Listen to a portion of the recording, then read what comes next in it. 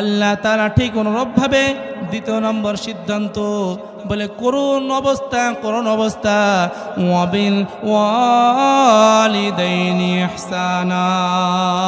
আল্লাহু আল্লাহ সুবহানাহু ওয়া তাআলা মহাগ্রন্থ কুরআনুল কারীমের সূরাত বনী ইসরাঈলের 23 নম্বর আয়াতে যে কথাটা বললেন, আল্লাহ তাআলা বললেন, ও বান্দা ও গোলাম, দুনিয়ার জিন্দেগিতে যেমনটি তোমরা সৃষ্টিকর্তাদের ইবাদত করবে, এমন কোন আল্লাহর বান্দা নাই যে ইবাদতটাকে পরিবর্তন বা ডিলিট করতে পারে। ঠিক অনুরূপভাবে মায়ের খেদমত, পিতা মাতার খেদমত করবে, এটাও বলে আল্লাহ তাআলার চূড়ান্ত সিদ্ধান্ত। কথা বলেন ঠিক কি? বড় আফসোস পরিতাপের বিষয়, প্রথম সিদ্ধান্তটা যেমন নরবারি মুসলমানদের ভিতরে, ঠিক অনুরূপভাবে বলে পিতামাতার খেদমতটাও বলে বড় দুর্বল। বলে কেমন দুর্বল?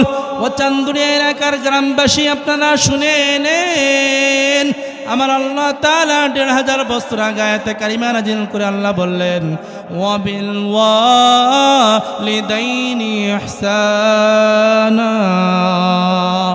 বলে এমন কোন মায়ের সন্তান নাই, বলে দুনিয়ার জিন্দেগি রং তামাশার জিন্দেগি হতে পারে, দুনিয়ার জিন্দেগি বিলাসিতার জিন্দেগি হতে পারে, বলে একমাত্র পিতামাতার খেদমত করবে।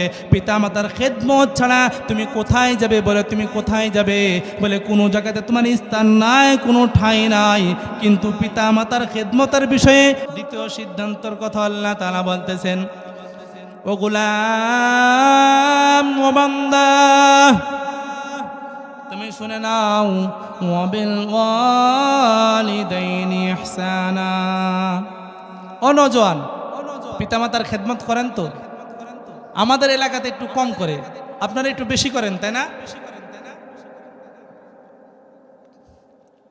পিতামাতার খেদমত করেন? বড় আফসোস পরিতাপের বিষয়,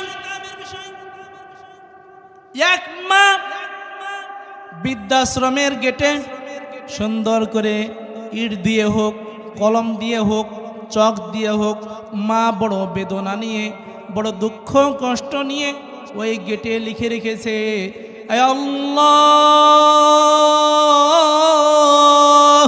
কত কষ্ট করে, কত মেহনত করে, বলে মাসের পর মাস বলে কষ্ট বেদনা সহ্য করে কলসকে কলস রক্ত ঢেলে দিয়ে জমিনিতে মেডিকেল সায়েন্স গবেষণা করে বলে পুরুষের 35টি বা 32টি হাড় এক জায়গাতে করার পরে যখন মোচড়ন দেওয়া হবে, ভাঙ্গা হবে, এর চাইতে অনেক গুণ কষ্ট মা সহ্য করে নেন। বলে কেমন কষ্ট সহ্য করেন? ওই মা ওই জায়গার উপর লিখে রেখেছে, বলে ওগো আল্লাহ, এমন সন্তান কোন মায়ের গর্ভে দিয়েন না। কথাটা কি ছোট বলেছে না বড় বলেছে? বলে আপনি বিবাহ করেছেন, আল্লাহর রাসূল সাল্লাল্লাহু আলাইহি সাল্লাম হাদিসের ভিতর বলেন, قال رسول الله صلى الله عليه وسلم خلق من ضلع।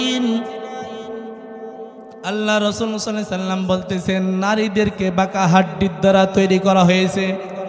কিসের দ্বারা তৈরি করা হয়েছে? বাঁকা হাড্ডির দ্বারা তৈরি করা হয়েছে। ফাঁকা সারতা যদি সোজা পথে চালাতে চান তাহলে ভেঙে যাবে। কি যাবে? ভেঙে যাবে। রাসূল নবী সাল্লাল্লাহু আলাইহি সাল্লাম সাহাবায়ে কিরাম রিদওয়ানুল্লাহি তাআলা মাজমাইনদেরকে ডাক দিয়ে বলে, ও আমার সাহাবীরা, তোমরা শুনে নাও, বলে কৌশল অবলম্বন করতে হবে বিবির ক্ষেত্রে, কিন্তু পিতা মাতার ক্ষেত্রে কোনো কৌশল চলবে না। কে বলেছে? আমার আল্লাহ তাআলা বলেছে, বিবির ক্ষেত্রে কৌশল অবলম্বন করবেন, কিন্তু পিতা মাতার ক্ষেত্রে কোনো অবলম্বন করা যাবে না। পিতা মাতার ভিতরে কোনো পর্দা আছে বলেন? ওপেন। ওনাদের মাধ্যম দিয়ে আমরা দুনিয়াতে এসেছি না অন্য কোনো মাধ্যমে এসেছেন? সন্দেহ আছে? সম্মানিত হাজিরিন, ওই মা বড় বেদনা নিয়ে, মা বড় কষ্ট পেয়েছে, এই জন্য মা ওয়ালে লিখে রেখেছে, যে আল্লাহ এমন সন্তান কোনো মায়ের গর্ভে আপনি দিবেন না, কারণ যেই সন্তান বিবিকে নিয়ে ঢাকা, গুলশানে, সিঙ্গাপুরে, বলে মালয়েশিয়াতে, বাহরাইনে, দুবাইয়ে, কাতারে বাড়ি করে নিয়ে সুন্দর বিলাসবহুল বাড়ি নিয়ে সুখীময় জিন্দেগি কাটায়, আর মায়ের জন্য কুড়ো একটি ঘর পাই না, ওই সন্তান একমাত্র বৃদ্ধাশ্রমে মাকে রেখে আসে, এমন কপাল পোড়া সন্তান বাংলার জমিনে আসে না বলেন। আল্লাহ তাআলা কত সুন্দর ব্যবস্থা করে দিলেন। একজন সাহাবী এসে বলতেছে, ওগো ইয়া রাসূলুল্লাহ, ইয়া হাবিবাল্লাহ, আমার দুনিয়ার জিন্দগিতে মা নাই, বাবা নাই। আল্লাহ রাসূল সাল্লাল্লাহু আলাইহি সাল্লাম ওই সাহাবীকে ডাক দিয়ে বলে, ও আমার সাহাবী, তোমার বাবা নাই, মা নাই, কিন্তু তোমার বাবা মা যখন ছিল তোমার বাবার কোলে তুমি উঠেছো নি? বলে, ইয়া রাসূলুল্লাহ, আমার বাবার কোলে উঠেছি। তোমার বাবা তোমাকে খাবার দিয়েছো, তুমি খেয়েছিলে নাকি? ইয়া রাসূলুল্লাহ, খেয়েছিলাম। আল্লাহ রাসূল সাহাবীকে ডাক দিয়ে বলে, ও সাহাবী, তোমার বাবা তো তোমার বেঁচে ছিল, তুমি কোলে উঠেছিলে, খাবার গ্রহণ করেছো, পোশাক আশাকগুলো পরিধান করেছো, কিন্তু আমি নবীজি আমার বাবার কোনো ছাওয়াই দেখতে পাই নাই। বলে কোলে উঠা তো দূরে রইল, বাবার স্নেহ ভালোবাসা জীবনে কোনোদিন পাই না। আল্লাহ রাসূল সাল্লাল্লাহু আলাইহি সাল্লাম কেমন যেন ছোট বাচ্চাদের মতো ক্রন্দন করে আর বলে, ও সাহাবী, তোমার বাবা নাই, তোমার মা নাই, বড় এতিম। আল্লাহ পাক রব্বুল আলামিনের হাবিব বড় বেদনা নিয়ে বলতেছেন, আমারও বাবা নাই, মা নাই।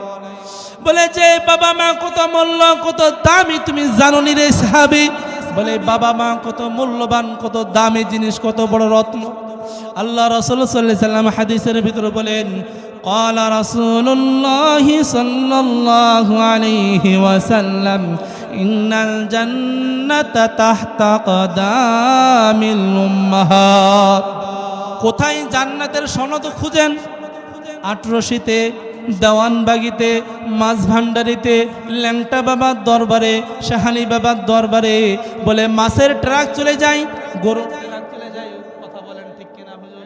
সব কিছু ট্রাক চলে যায়, কিন্তু বৃদ্ধা মা বাবা বাড়িতে রয়েছে, তাদেরকে মাসকে মাস চলে যায়, বছরকে বছর চলে যায়, তাদের যে একটা কাপড় চোপড় বা চিকিৎসা অথবা খাবারের বলে ব্যবস্থা করে দেওয়ার মতন ওই কপাল পোড়া সন্তানের না।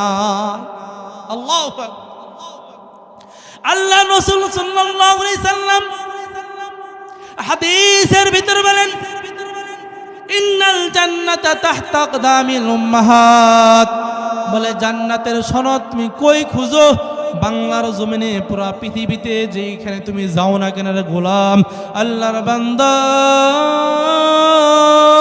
তুমি যেখানে যাও না কেন, জান্নাতের সনদ যদি নিতে হয়, রাসূল নবী সাল্লাল্লাহু আলাইহি সাল্লাম সাহাবায়ে কেরামদেরকে শিক্ষা দিলেন, ও আমার সাহাবীরা, বলে, জান্নাত তোমার ঘরের ভিতরে রয়েছে, এই জান্নাতটা বলে তোমার পিতা মাতার পায়ের নিচে তোমার সনদ দিয়ে দিলাম।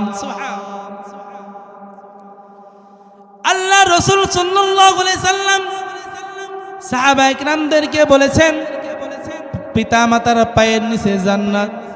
আল্লাহ রাসূল সাল্লাল্লাহু আলাইহি সাল্লাম এই কথা শিক্ষা দিলেন, ও আমার সাহাবীরা,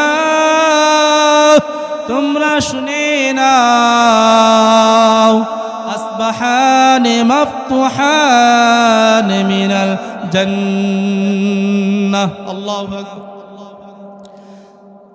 অনজওয়ান চান্দুরিয়া এলাকাবাসী, আপনারা শুনে নেন, যাদের বাবা মা বেঁচে রয়েছে, বিবিকে না জানিয়ে, কোনো বন্ধুদেরকে না জানিয়ে, পাড়া প্রতিবেশীদেরকে না জানিয়ে, বলে আত্মীয় স্বজনদেরকে না জানিয়ে আজকে রাত্রিতে গোপনে যদি আপনি পিতা মাতার জন্য যদি খাবার নিয়ে যান আর মায়ের মুখের ভিতরে যদি খাবারটা দিতে পারেন অথবা বাবার মুখের ভিতরে খাবারটা দিতে পারেন, রাসূল নবী সাল্লাল্লাহু আলাইহি সাল্লাম হাদিসের ভিতরে বলেন আসবাহানে মাফতুহানে মিনাল জান্নাহ, বলে খাবারটা দেওয়ার সাথে সাথে ওই বান্দার জন্য আল্লাহ তাআলা জান্নাতের দুটো ঘর উন্মুক্ত করে দেন।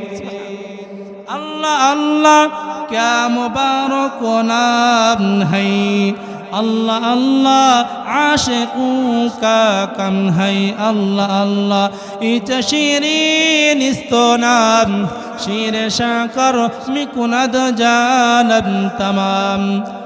সম্মানিত হাজিরিন, আমাদের বাবা মার জন্য কি আমরা এমনটা করে দেখি বলেন? না না করি না। একজন ব্যক্তি বলতেছে হুজুর আমার বাবাও জানে না, আমার ছেলে সন্তান স্ত্রীও জানে না, আমার মায়ের জন্য গোপনে একটি খাবার নিয়ে গেছি, নিয়ে যাওয়ার পরে যখন মার হাতে দিয়েছি তখন মা কেমন জানো আমার দিকে একটু আলাদা রহমতের দৃষ্টিতে তাকাইলো। আমার কাছে মনে হলো মা হয়তোবা মনে থেকে দোয়া করেছে। আল্লাহ রাসূল সাল্লাল্লাহু আলাইহি সাল্লাম বললেন রহমতের দৃষ্টিতে যখন পিতা মাতা যখন সন্তানের মুখের দিকে তাকায় তো কোথায় যান টাকা পয়সা খরচ করে দিয়ে উমরা হজে, বলে টাকা পয়সা নাই কোনো সমস্যা নাই, বাবা মা বেঁচে রয়েছে, এই বাবা মার চেহারার দিকে যদি রহমতের দৃষ্টিতে তাকাইতে পারেন আল্লাহ রাসূল সাল্লাল্লাহু আলাইহি সাল্লাম বললেন একটা কবুলিয়াত উমরা হজে সওয়াব আপনার আমলনামায় দান করে দেন। সুবহান।